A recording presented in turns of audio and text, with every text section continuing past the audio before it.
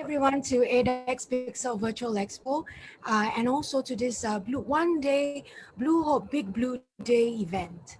I hope you enjoyed the session we had earlier on where the panelists were talking about the shark stewarding and also and also protecting our ocean apex predator. Here for this particular session, we will be talking about fish bomb free Sabah alongside with Sabah Plastic Neutral. I'd like to introduce to you the moderator for this session, none other than Aaron Gekoski. Aaron, over to you. Thank you so much, Nora. Welcome to the second webinar of Blue Hope's Big Blue Day live on ADEX Pixel. Thank you everyone for joining us today, wherever you are in the world, whatever time it might be. I'm currently actually in the UK where it is an ungodly time of 3:30 in the morning. So that's why you'll have to excuse my delirium and the bags under my eyes. My name is Aaron Gekoski. I'm an environmental photojournalist who spent a lot of time in Sabah documenting some of the main marine conservation issues over there. Today's session, we're going to be talking about fish bomb-free Sabah. Now, fish bombing is also known as dynamite fishing or blast fishing, and it's one of the most destructive fishing practices around. And it typically involves throwing handmade bombs into the ocean or onto the seabed. And what this form of fishing does is it obliterates seabeds and the coral reefs that are thousands of years old. It really is one of the most destructive fishing methods imaginable. And it's also incredibly dangerous to the fishermen who are involved in it. So for today's session, we're going to be having an update about a project that has taken a huge amount of work from all parties involved. And we're going to learn how Sabah have been using this technology from the US, which was originally or still being used to fight crime, and now are applying it for environmental purposes. So without further ado, we've got a great panel with us today. We've got Terence Lim, who's the Executive Director of the Earth Island Institute. We have Clark Dunson from Stop Fish Bombing. He's the Director of Technology there. Rudolph, Director of Earth Island Institute. Jude Junius, commercial diver and founder of Dive Ranger. And we have Datuk Ming, who is the chairman of the Anti-Fish Bombing Committee. So now I'd like to hand over to my good buddy Terence. Terence, how are you doing today? Good, sunny, a little bit different from you, a little sunny Sabah here at the moment. Sunny Sabah, yeah, don't make us all jealous. Okay, for the benefit of our listeners, what is fish bombing or blast fishing? Here's what Bertie explained earlier on, that it's basically just somebody with explosive material or device, and they chuck into the water and they can cause an explosion. So that is basically what is. Terence, sorry to interrupt you. Can I just check that you're close to your microphone? I think we're having a few problems hearing you. Can you hear me now better? That's better, yeah. Thank you, Terence. Yeah, as I was saying, for the benefit of our viewers and listeners, fish bombing is actually an activity that, as what Bertie explained earlier on, is just a little device that they chuck into the water and then it creates an explosion. And this explosion then stung the fish and at the same time damages the coral, which is the main habitat of most marine life. So what we're trying to do here now is that we're trying to monitor this activity by having a listening device underwater that listens into blasts. And my colleague later on from ShotSpotter will explain a little bit more on what this is, how does the system work in detecting the blast underwater. Terence, I'm really sorry to interrupt again. I'm still having some problems hearing you. I don't know whether you might try taking out your headphones. Maybe try taking them out because it's very in and out. Maybe this one. Let's see if that's any better. How are we doing now? How are we doing? Okay, now? let's try again. Okay, Thank you. In the past year or so, we have deployed sensors around Kota Kinabalu, and with the sensors that is running deploying Kota Kinabalu, we are quite successful in our detection of blasts that have occurred in Kota Kinabalu. And so far, we have on record detected 12 blasts using our sensors. And with the information that we obtained, we have provided the information to the local authority, especially Sabah Parks, for them to take action. As of today, our sensors are able to assist Sabah Park in apprehending 2 cases of fish bombing, which a total of 5 persons has been charged in court for this illegal activity for fish bombing. In general, fish bombers, typically there are 3 groups of them. That's how I classify them. One is the curious weekend blasters they're just curious to know how loud is the bang and what can they catch or what they can retrieve from throwing a explosive device underwater. And then the second group of blasters are the one that's gonna feed their family. These are the people that have probably 5-6 children at home, and they are struggling to feed their family. And the easiest way for them to feed the family is to obtain an explosive device and chuck it in the water, throw it in the water, and catch what they can get. So these are the people that the group of people that are under a lot of stress from the community. And the last group, which is the most destructive of them all, are the commercial blasters. These are people that goes out on a mothership with a flotilla of between 8 to 10 smaller boats, and they'll go out and blast the whole reef and to collect fish. And one of the challenge of detecting these commercial guys are that they normally blast in a very remote area, and when they harvest the fish or when they bring the fish, blast fish out from the water, from the sea, they normally gut it and then they put it into salt brine, and this is where they make salt fish from the fish that they collected. And this makes it very, very difficult to trace these fish caught from blast fishing or other methods.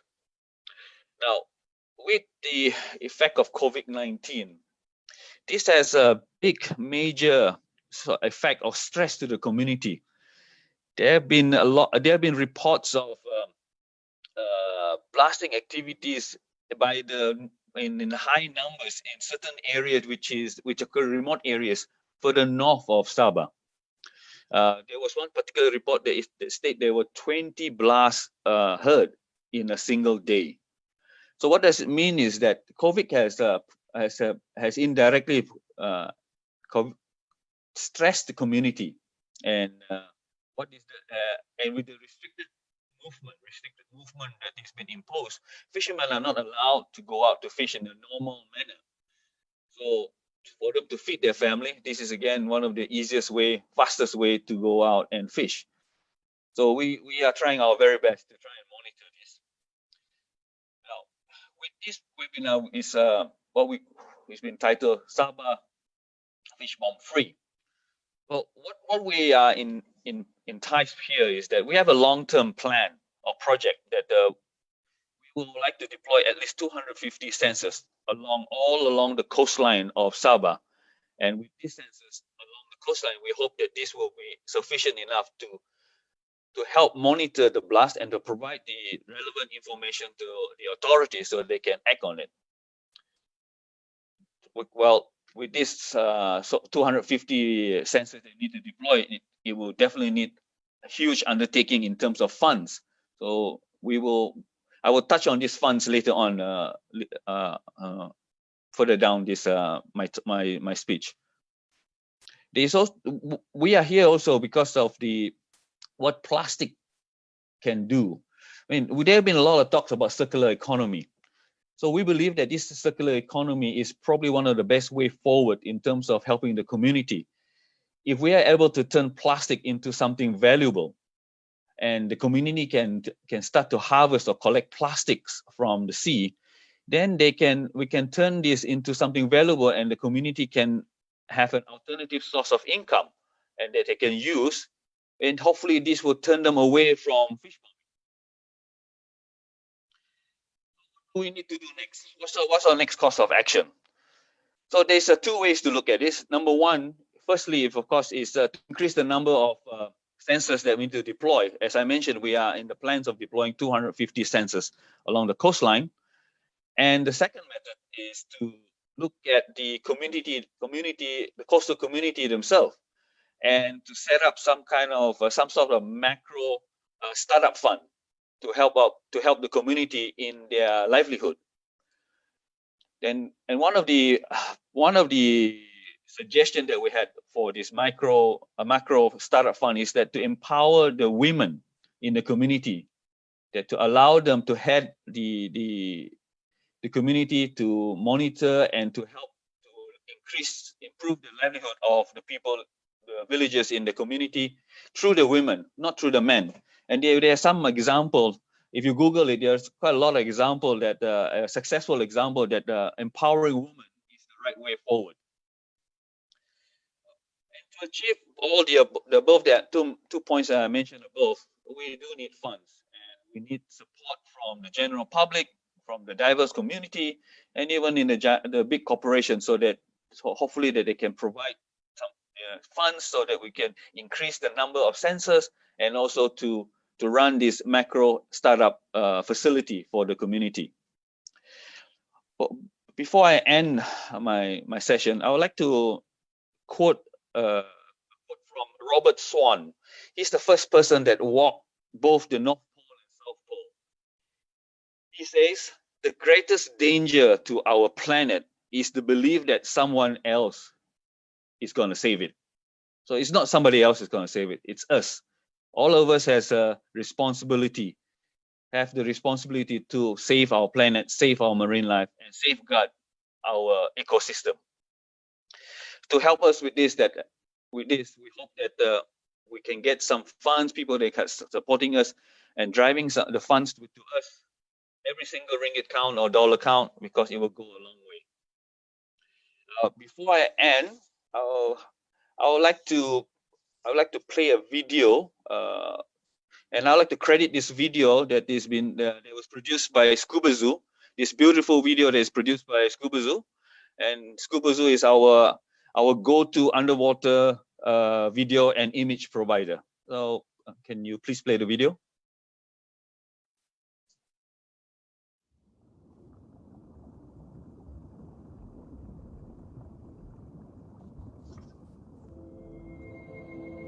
Every person on this planet has a connection with the ocean. From the water we drink, to the fish stocks and unsustainable livelihoods it supports. But the heart of the oceans, the coral reefs, are under immense pressure from climate change, acidification, plastic pollution, trawling, and the most destructive fishing method of all, fish bombing.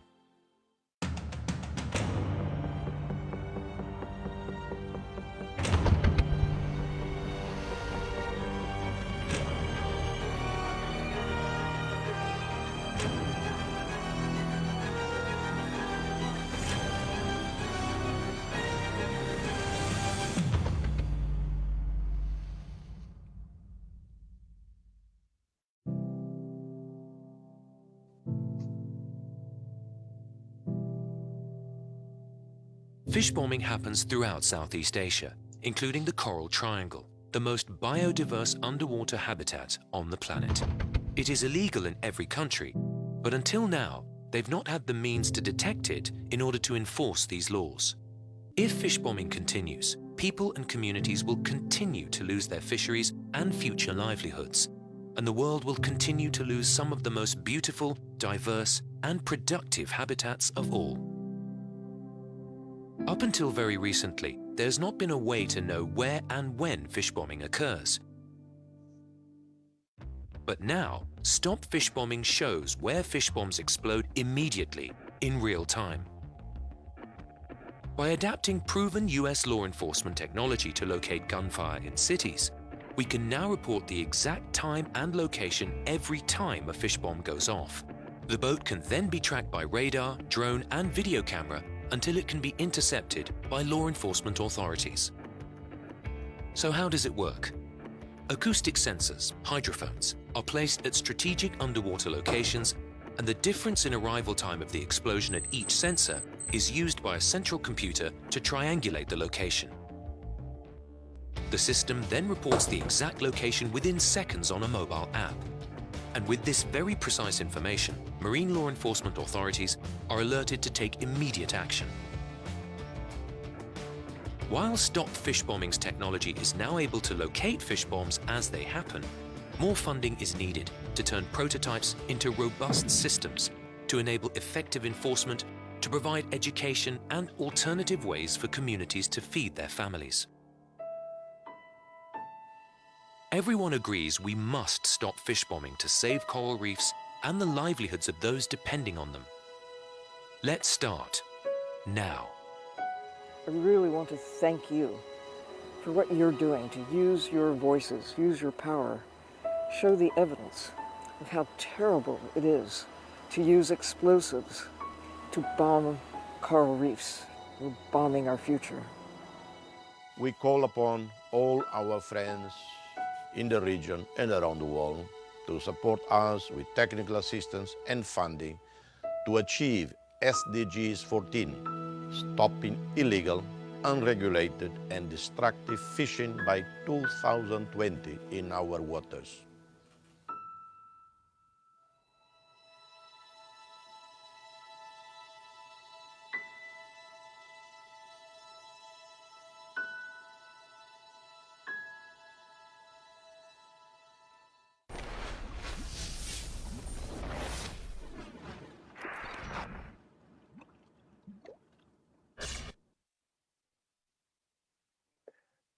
Okay, thank you so much for that, Terence. That's a really powerful video, and we learned a little bit about how the technology works. So speaking of which, I'd now like to introduce Clark Dunson, who is actually the Stop Fish Bombing Director of Technology, who can further fill us in on some of the gaps and the work that they're doing over there. Hiya, Clark. Thank you, Aaron. And hello, everyone. I really appreciate you joining us today. We got a great talk going on here, and I got some cool slides to show. I hope you can hear me well. It's coming across good, right? Perfect, yeah. Excellent. Okay, so I'm going to share my screen, share computer sound. We're going to have some explosion sounds to listen to, so I wouldn't say turn it up too loud, but if you have some headphones, you might be able to hear it better. So it's kind of interesting. So let me go back to the start here. I'm going to be talking to you today about detecting fish bombs in real time and putting a dot on a map so that law enforcement can find the bombers quickly. Historically, they go and hide in remote regions, and it's impossible to find them or catch them. Let's see. So starting with the real basics here, what is a fish bomb? You saw a little bit in the video. This is another example. It's obviously homemade. You can see it has matches to start it. It has an underwater fuse. It's waterproof. So they light it and throw it in the water, and the fuse keeps burning. And then inside of the neck of the bottle here is a blasting cap. And it detonates this high explosive here. Now this explosive can't be lit with a match like a firecracker. It has to be detonated with concussion. It's a high explosive, more like plastic explosive. So it's extremely powerful. If you're using a beer bottle like this, you get splashes like the one I'm showing here. If you use a wine bottle, they're bigger. If you use a big beer bottle, even bigger.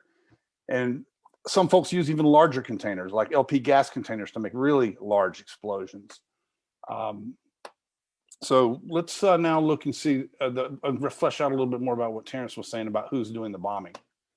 You know, we've run into two main forms of it and a third one, but he mentioned the individual bombers. You know, what are they doing out there? Well, one bomb maybe up to 20, but they're a single person or maybe a few friends on a boat, and they're fish bombing to feed their families and their friends.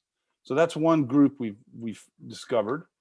Another is, I'm going to call it gang, and this is a bunch of people who terrorize villages, go into stateless people's inner sanctum and threaten their control of their village, threaten their women, threaten to steal their stuff, threaten to take over their village. And these guys are throwing a lot more bombs. Let's just call it 100 a day. It could be anything, but I'm just trying to give some perspective here as to what really is going on out there. It's part of stating the problem. And then, as Terence mentioned, the industrial bomber has a multi-ship operation. We heard of one in specific where there's a big mothership. It comes out for 7 to 9 days. And these day boats come out every morning, and the ship gives them bombs. And they go off and throw a bunch of bombs and catch some fish and come back and basically sell the fish back to the mothership. So this kind of operation is obviously a lot more bombs a day. We heard about 800 bombs. We heard about 1,000 bombs. We heard about 150 bombs from each of these day boats. They're bombing a lot more than the individual folks are. So that's an overview of the problem. Another part of the problem is the damage it causes. And I'm going to show you 5 specific kinds here. One is wasted fish. A lot of times fish sink to the bottom and are never taken. So it's a very wasteful practice, this fish bombing. And you can see here in the wake of this boat where these weren't taken. They were just laying there. There's also collateral damage. And this is defined as damage to other species, such as crabs, turtles, other marine life that is not the intent of the fishermen to catch. So that's collateral damage. We also have injured people. It can happen at night. Bombing can happen at night. It can happen when people have been drinking alcohol. And you will see stories in the news media around the Coral Triangle where people have had the bombs go off too close to them. They've lost their hand. They've lost their... A fourth category is that the fish bombs indiscriminately kill the baby fish, the fry. The baby fish are necessary if you want to have big fish. So when you throw a bomb into a school of fish, you kill the babies. They're the weakest link in the chain. And then you kill the parents too. And now there's no more little fish to make big fish. And so it's extremely wasteful. That's why a lot of places have limitations on the smallest fish you can take so that the babies can survive and grow up. But the worst damage here, as you saw in the video, is this business about a dead reef. Now, what does it mean? It means the coral's gone. And since the coral is gone, the fish are not there because there's nothing to eat. No life. And because the coral is broken and shattered and the ocean currents are rocking around the debris, it's extremely hard for fresh coral to land and a polyp to land and lock on. And so the estimates is more than 20 years for a reef to cover once it's reached this level of destruction and the bombing is stopped. So it's extremely bad for our coral reefs, this practice of fish bombing. Okay, so what is ShotSpotter? ShotSpotter is an American corporation, a company. They're in 100 cities, more than 100 now, all over the world, mostly in the US. They mount detectors on top of buildings, as you can see here. And then a gunshot happens. The detectors detect the sound of the gunshot, pop. They put a dot on the map within 60 seconds, and the police show up. And so the founder of ShotSpotter and some other folks that are not on this call were thinking about this back in 2013. Would it work underwater? Could we use it to fight fish bombing? Turned out it was almost a perfect fit. We had to tweak very few things to make it work. And our first demonstration happened in 2015. We had a proof of concept. And you can see here, I'm just kind of showing the result of that at a big picture. The bombers had a GPS receiver, so we knew exactly where their location was. And then the computed locations around those bombs, you can see them here. Let's see, 1, 2, 3, 4, 5, 6, 7, 8, 9 bombs. This shows that the system was really accurate with only a minor tweaking. We changed the speed of sound in air to the speed of sound in water, and that's about all we did for this 2015 experiment. So that was very exciting because it told us we were onto something.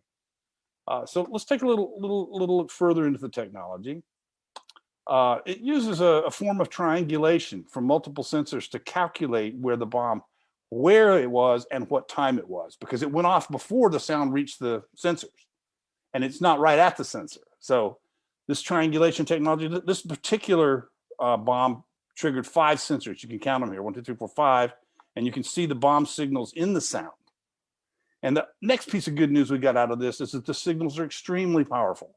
We estimate the sensors will have a range on the order of 30 kilometers. We've not tested that yet. We've tested 9 kilometers.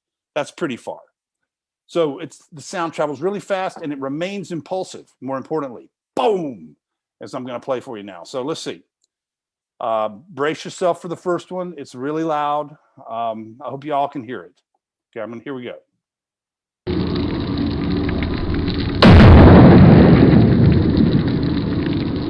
Did we hear that? Did everybody hear it? Okay. Yeah. Could you hear that clicking in the background? Click, click, click, click. Divers know what that is. That's shrimp clicks. And that's one of the things we have to dodge when we're trying to say that's a bomb and not a shrimp. It's pretty interesting. Okay, so now let's listen to one. This is a 1.7 kilometers. That first one was 160 meters, so very close. 1.7 kilometers, but this one's in a muddy, shallow area. So the sound gets muffled a little bit. Let's listen. Shrimp clicks, and there it is. Boom. Now this next one, really interesting. It was 6 kilometers away, and in between the reef we were on and the reef the bombers were bombing was a 600-foot deep trench.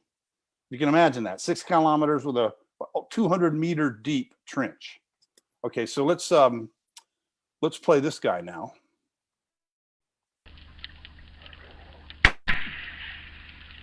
Hear that pop? That's what makes it so distinctive as a sound, and we can pick it up very well.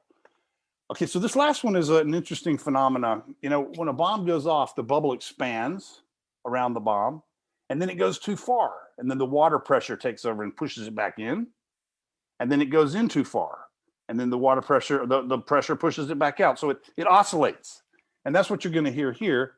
There's 2 bubble pulses and an initial pulse that you'll hear. So listen close.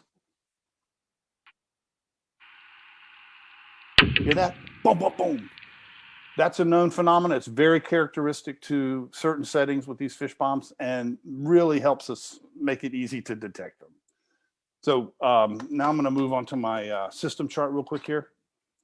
The system has 4 different components, right? It's detection. That would be the sensors in the water. It has confirmation, which is a cloud server that listens to the sensors and validates that it is indeed a bomb.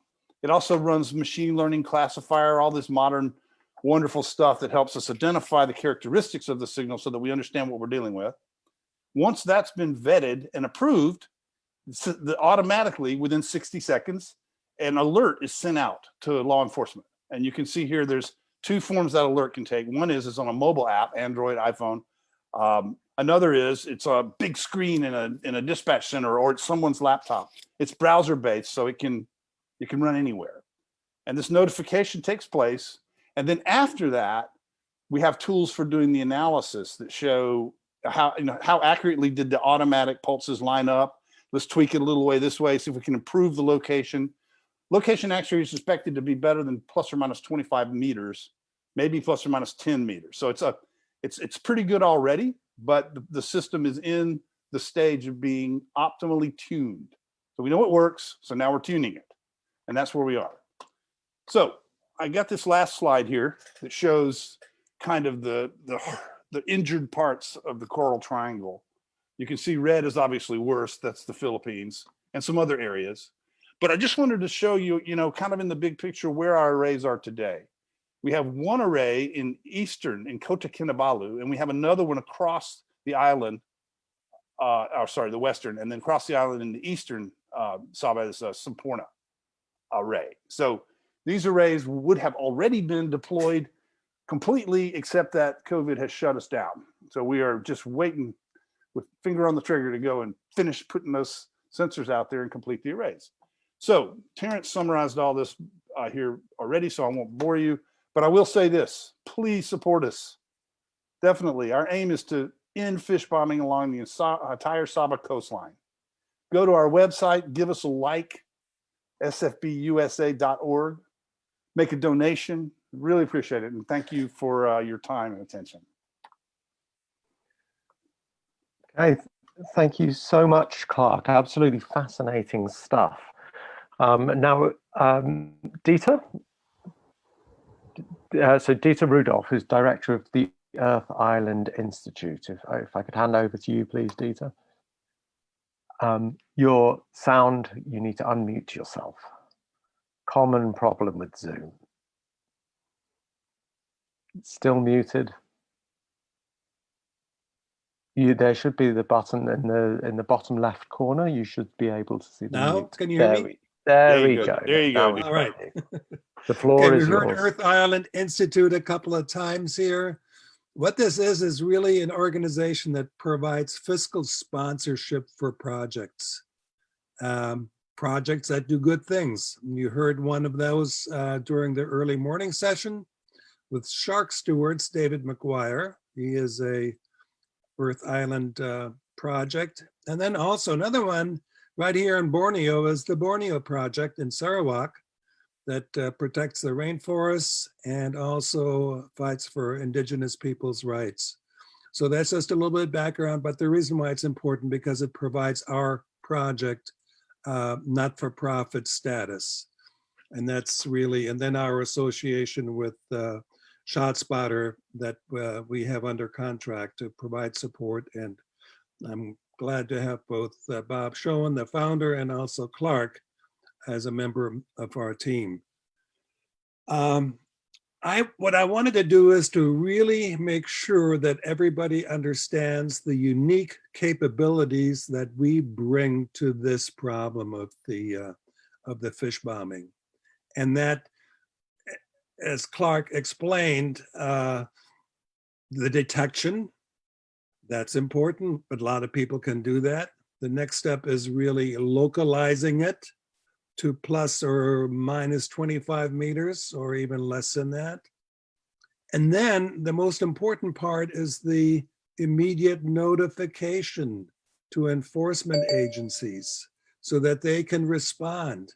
And typically what has happened in the past is that somebody will call in and say, okay, well, there was a blast over here somewhere behind that reef or over there. And then the enforcement guys would go out there and try to find it, and lots of time is wasted doing all that. What we found out now in Kota Kinabalu and the Sabah parks, that they're learning from the blasts that they have, the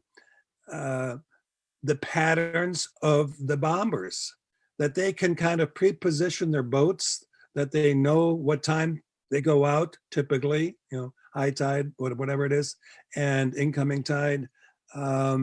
And so that is a very helpful thing in being prepared to respond even quicker. Now, the one thing you heard, the fish bombing going on, fish bombing isn't unique to Malaysia or the Golden Triangle. It happens really most around the world. Even in our own backyard, we have something called seal bombing, which is supposed to be a nuisance deterrence, but it's gotten out of hand. 1 month, 37,500 blasts. So something is really wrong. And so we're deploying the ShotSpotter, the system over there also to see what we can do to detect and locate, and then overlay that to the whale movement to see where all of that goes. The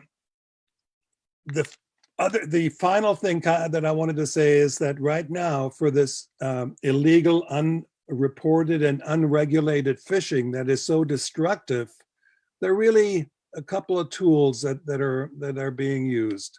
The biggest one is the Global Fishing Watch, and that relies on the fishers and their automated information system being turned on, and they can be tracked. And based on their track, you can figure out what kind of fishing they're doing. Long line fishers, straight line. Purse seiners, they have to make a purse somewhere and they have to close a loop. So you see that. Problem is they turn off the AIS, that automated information system, and then they kind of conveniently drift into an marine protected area. And all of a sudden they have to turn on their lights if they want to fish and attract the fish. Well, once that happens, we have a satellite that does the infrared imaging radar. It's called VIIRS, and that then detects the fishers that are doing those, using the lights. But you don't really have the blast information that we also need to be concerned about. And so that's why we're kind of the third tool in this toolkit to stop this and control this illegal, unreported, and unregulated fishing. And as we've already pointed out, we really need to cover the Sabah coastline. It's about 2,000 miles, and we figured out it's going to take about 250 sensors to cover the hot spots. And we've already detected that the blasters are moving further away from where the arrays are. They're not stupid. You know, they don't want the enforcement guys to come in and confiscate their boats and do other things. So that's really the most important thing, is the unique ability that we provide for this IUU fishing to control that. And so we ask for your support in helping us achieve that goal. Thanks. Dieter, thank you so much. So Jude Junius now is going to speak to us. He's a commercial diver and founder of Dive Ranger. Jude, over to you. Yeah, hello. Can you guys hear me? Yeah, we can hear you fine. Yeah, all right. Okay. So I'm going to start. So my name is Jude. I started off as a dive master, petty dive master, and then I'm a commercial diver as well. I founded Dive Ranger as a platform where we could gather information from all the dive boats that were in Tunku Abdul Rahman Parks in KK. So it all started with just one net and two divers who decided to remove this 150-meter net, and then from sponsorship from a dive company called Divers Borneo, and then quickly we realized two divers were not enough, and then we started to crowdfund our activity to remove all these nets that we identified inside the marine park. And then we started to realize that the amount of funding and manpower needed to remove these nets. So I decided to create sort of a bridge for all the dive shops and all the divers that were in the water, basically to help Sabah Parks become the eyes and ears for Sabah Parks, and to help them with the enforcement of the park. So we have divers in the water almost every day before the COVID movement control. So we were collecting reports from these nets, and then we realized that it was not something that it wasn't like a small matter that can be just solved by 1 or 2 days removing the net. Once we started it to crowdfund it on social media, which was really quick, more reports started coming in, and then we realized that we needed to create this bridge to help Sabah Parks monitor what's under the water instead of just patrols on the surface. So that's what we did, and then we founded Dive Rangers with Bob Hartley and Scott Maybeck, who's a biologist. Bob Hartley is the guy who looks like Santa Claus. So this was the one of the first few trips where we brought out about 3 boats filled up with divers. It started from 2 divers, but we realized very quickly that a lot of the professional divers, from dive masters to instructors, were very keen on helping out, volunteering to remove these nets. And at the time when we started off, we it started with just a few nets, and then more and more reports of nets started coming in, and we removed a total of 18 nets, which at the length of an average of 100 to almost 200 meters. As you can see in the pictures, these are nets that are still new. So leaving this net overnight would collect more fish, and these dead fish who get tangled on the nets would attract more and more fish. So we have to remove them as quickly as possible.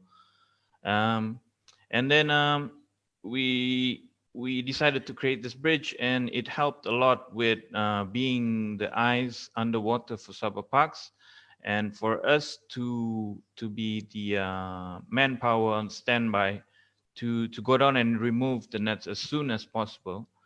Of course, this was 2 years ago, and I just started being involved in it, so I was just realizing and researching on finding ways to fund this expedition continuously. So once we that was how we all started, and once we created this sort of a bridge, a platform to report all these nets, not only the report of nets that come in, it was reports of fish bombs, where these guys were in the water with dive masters and instructors who were in the water with their guests. Most of them are newly certified divers who take open water courses and advanced courses at Tunku Abdul Rahman Parks.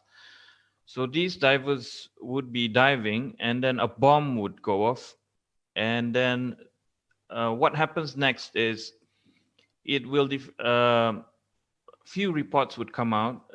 The bomb goes off underwater, they panic, and then they surface, and there's a delay where they need to get everybody in the water to calm them down before exiting the water. And then once they get on the boat, they need to go for their phones, dry up, and if they were at an area where there is no telephone line, they would have to move to an area, and then only then the report would come in saying that we were in this dive site and we heard a bomb go off, or 2 or 3 bombs go off during a dive.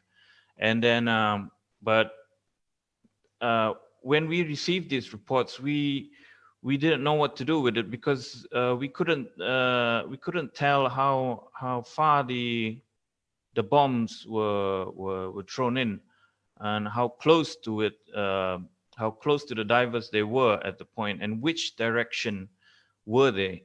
I mean, if it was with nets spotted like in the pictures, these guys would come up, would mark the area, take the GPS, and then we can remove the net as soon as possible, like 1 or 2 days.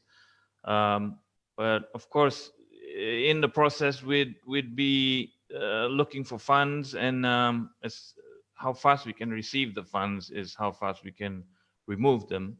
Or if a dive boat is diving there at the moment, they would remove them for us and report it. But when it comes to bombs, we don't know what to do in terms of all we can do is tell the time of the bomb going off and how loud, and we cannot really determine in words and in just text message how loud it was. So we can't tell the distance, whether it was in the park or outside of the park. The park jurisdiction is roughly about a kilometer from the mainland. So these bombs that are far away, more than a kilometer off, would still sound like it was next to the diver, you know. It causes panic. You'd have to be there underwater yourself to to experience this. It kind of gives a bad image for the providing safety for divers, especially new divers. So we got really concerned, and we thought we fixed one problem with the nets. We found a way to probably fix the problems with the nets, but when it comes to the bombs, it was kind of tough about figuring out the solution to it. So as it went by, there was a group chat where they'd gather information through so the reports coming into dive ranges would send it to another group who's collecting data, and even then, as we watch it, it's very hard to determine where it was. So most of the time, divers they tend to be emotional when it comes to the bombs going off and trying to find out what is the authority doing, and then finding out that nothing is properly being done about it. And 2 days later, another bomb goes off. It became very worrying, especially for us to be receiving the reports and not knowing what to do with it. So at this point, there was a point where the bombs became worse, where divers were complaining that this time it was different. They felt the vibration, not only the really loud abnormal sound that hurt their ears, but thankfully not damage any of their eardrums. It scared the hell out of their guests. But this time they said they felt the vibrations in their bodies, and it caused the kind of panic that it was very worrying, where we realized then that the bombs were getting closer. So these guys who are doing the bombings, as Terence have said, there are a few types, two categories of these guys, and some of them are start to become very more brave to get closer and start bombing the reefs inside the marine park. So definitely we'd need more detection underwater, because solving the problem with ghost nets and in this picture, let me just talk quickly about this picture. This was one day of work where we identified about 5 nets that we were going to remove, but then we found a lot more. This is about 40 to 50 kilos of nets, each ranging about 200 meters to 100 meters. Very, very long nets. And these are not nets that drifted from deep sea and tangled onto the reefs. As we see the nets, it is very evenly stretched out across the reefs. We are suspecting it to be drift nets, where the fisherman comes in, puts floating devices on the net up current, and then putting it in the water, leaving the area, and let the net drift across the reef, and then he comes and pick it up at the end of the reef. So one end of this net gets tangled to the reef, and then it spreads out very evenly and tight across these reefs. So this was what we wanted to stop and wanted to make sure that it never happens again. But then when it comes to fish bombs, all all we can do is report, finding dead fish all over the reefs in front of our customers. We brag about how beautiful our coral reefs are, and we sound very proud of what we can show our tourists. And the tourism line is one of the areas where these fishermen can get involved with, where they can evolve their income. But we understand that it'll take a lot of time for it to happen, and a lot of education and system, which we support to be done in Sabah. But during that time of this evolution, it's not going to take just a few months for that to ever happen. It needs a lot of time, and during this time, we need to protect these reefs, and it needs to be on the spot enforcement, where the bomb goes off and a boat needs to go straight away to that area. So the more people, they understand that it's wrong at that point, and it becomes too much of a gamble to come in to protected areas and bomb the area and then get caught. So they would hopefully move towards not doing it anymore. Yeah, we understand the time that it needs to for it to take. So during this time, for us to provide eyes and ears as divers, we can do that for ghost nets and drift nets and rubbish, that plastics that are stuck on the reef, and we can report these and remove these, become the manpower for this effort. But when it comes to fish bombs, we feel very helpless, and we need to we'd love to see this this effort of detection happen. Yeah. Thank you so much, Jude. Yep. Sorry to cut you off there. We're just starting to run out of time a little bit. But really great to hear of the work that you're doing on a local level to help the marine environment. So fascinating stuff. So finally, I would like to head over to Datuk Ming, who is the chairman of the Anti-Fish Bombing Committee. Datuk, over to you. Thanks, Aaron.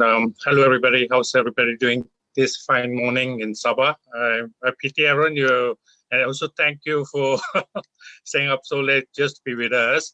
I think data in US is also probably getting to sleep soon. Like what was introduced to me, to us just now, I was the chairman of the Sabah Anti-Fish Bombing Committee back in 2013 and 2018. So I have the pleasure to serve in this fine ministry, which is the Ministry of Tourism and Environment, two very important sectors in Sabah. And I would like to share with our viewers something about our government, Sabah and Sabah. First of all, Sabah is well known around the world as an eco destination. Now, it's famed for not only Sepadan, which everybody knows is located in the Golden Triangle, beautiful corals there. We also have a lot of other things going on in Sabah on land. In Sabah, you will also find the oldest forest in the world. That is the Denham Valley. It's about 130 million years old. It's much older than Amazon.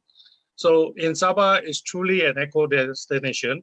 And it leads to my next kind of something that everybody knows, that in Sabah, we still have plenty to protect.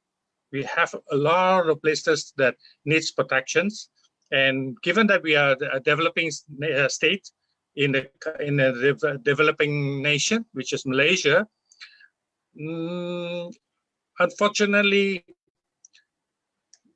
because of the needs of the people, the needs of developments, environments does have a place in our hearts, but not much resources can be placed into it.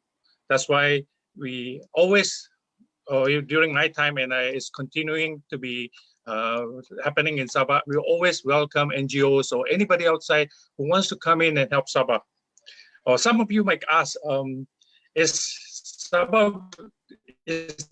Sabah government really committed to what we are preaching? You know, some people will say, "Oh, we don't give money," but is this money really supported by the initiative by the government, or is the government really involved? We got the people who is committed. We got a lot of NGOs, such as some of our panels here, who wants to do good for the nations, for the world, and that is to save our environment for the coming generations.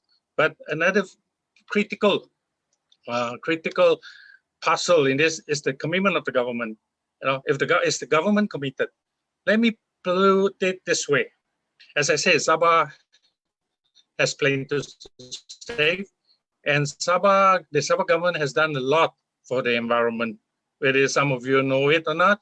For example, we have in place in a very long time to conserve our forests, you know, first-class conservation forests, totally protected forests, and we set a target that 30% of our land mass has to be covered or by virgin forests or totally protected forests, and that is also in line with the world bodies. That 30%, they come up with a new one with the 30 by 30. Currently, Sabah has about 26% to 27% of its area totally protected, totally forest protected, inclusive of Denham, which kings, queens, prince, and princess has come from all over the world to visit. 2 years, about 5 years or 4 years back, during one of our convention or one of our dialogue or one of our conference on anti-fish bombing, the Sabah government has socially pledged to protect its marine life of up to 15%. That is recommended by the world organizations. You know, we were the first state or even the first region around Southeast Asia to public support for that. Glad to say is that from then till today, we are very close to that target of 15%. I think we are now probably up to, I'm not in the government right now, but I'm sure some of my colleagues has worked hard towards it. We are probably about 12 to 13% of our total marine areas to be protected under parks. Now, moving forward, I'm having a meeting with the new tourism and environment minister next week, and I'm very confident that he will endorse the new policies of 30 by 30, which is 30% of marine protected areas by the year 2030.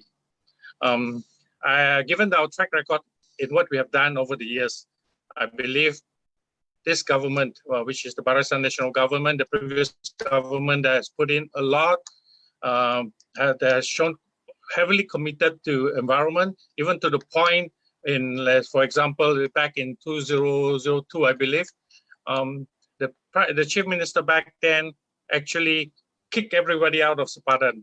I think all the divers out there knows what is Sepadan. Sepadan is the jewel in the diving industry.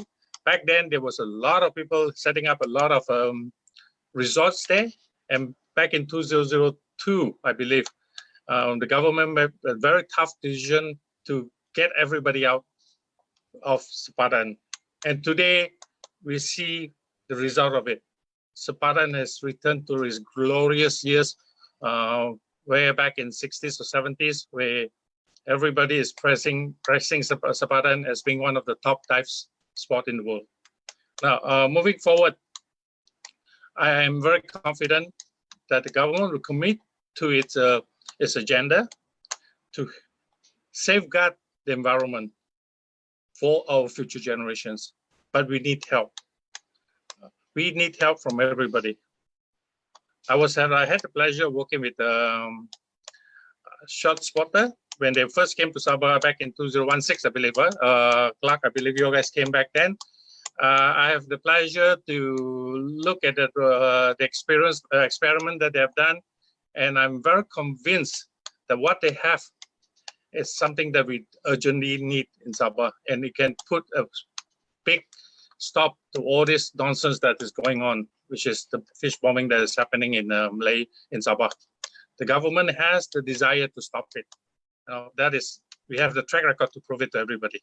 If anybody is to doubt it, just look at Sabah and just look at Danang Valley. Just look at our conservations in terms of forest, which is as I said, it's about 26 to 27%. We believe if everybody put in help with this program that we have, to install about 250. I think Terence mentioned that we require about 250. That is something that is mind-boggling in the terms of financial commitments. That we need everybody's help to do that, and I believe there is our audience out there, and there's many others out in the world who understands the important environment, who appreciate the environment, and wants to safeguard what we have today for our future generations, for my grandsons, my great-grandsons to enjoy what we are looking at, especially here in Sabah. Sabah has very much a lot to protect. And the last point that I want to make here is that we got the technology right now. I think we can put a stop to all this fish bombing, working together with the government, with the enforcers, and all the NGOs and everybody. There is another phase to which back in 2016 at the conference, I kind of mentioned this. It's easy for us to blame the criminals for having to do all these fish bombings, carrying out illegal activities, but they are part of the equations. And if we don't look into that part of the equations, I think we will be doing disservice to ourselves. Now, what I'm saying is that, people, it's easy for us to sit in 5-star hotels, to jet around the world, talk about saving the environment, all this needs to be done, not to be done. But to a guy who has 5 or 6 kids, small kids to feed, even though they know how dangerous it is to fish bomb, they're risking their life, they're going against the law, they may get caught. But to come back home without any fish, to feed the family, to listen to the cries of hunger, I think many of us will not have the chance to look into that, but I have seen it. It's very hard to tell these people, look, you have to stop this, without giving them an opportunity for an alternative to make a living for themselves. So that's why I'm very happy that together today we also mentioned about the plastic program that Simon and a few group of Scuba Zoo and a few of them is mentioning, to be tied in, and to be a part of this solution, this holistic solution, where we not only take care of the problem with the fish bombing, but we also take care of our community, that is involved, that practice this kind of illegal activities, and to give a better life to all these groups of people. So to do all this, I think we need support, not only from those who are very committed, like all my panels here, who are very committed to saving the environment, from all the government agencies, the NGOs, but we need you, the audience, to be part of it. Terence was saying that, one of the biggest problem, he quoted somebody who said, one of the biggest problem is that conservation is always somebody else's job. Now, I plead to you, our audience, if you get a chance to come to Sabah, to visit Sabah, to look at the wonders that we have here, I'm sure you will help us by donating to this very worthy cause, to something that is very precious, not only to us in Sabah, but it's going to be very precious to our future generations. So before I end, because of the time limitation, I'd just like to end by saying that thank you to all our panels, and for sharing their experience, for sharing their technologies, for sharing whatever that they're bringing to this table, in hoping that we will, in the short future, be able to tick off this nuisance from all the things that we need to do to safeguard our environment for future generations. Thank you so much, everybody, and have a nice life. Come visit Sabah, and I'll show you how beautiful Sabah is. Thank you so much, Datuk. And that's actually a wonderful wrap up, and it means that I don't need to do one because you phrased it all beautifully. So I'd like to thank all of our panelists for joining us, all of our viewers as well. Really interesting discussion today about fish bombing. And I hope everyone learned a lot from it. It's 5 o'clock in the morning here in the UK. Dieter, it's time for you to go to bed as well. So thank you everyone for tuning in. Thank you to Simon, Christopher and Monica Chin of Blue Hope. I hope everyone enjoys the rest of the sessions today. So thank you then, guys. Good night. Thank you. Bye-bye. Bye.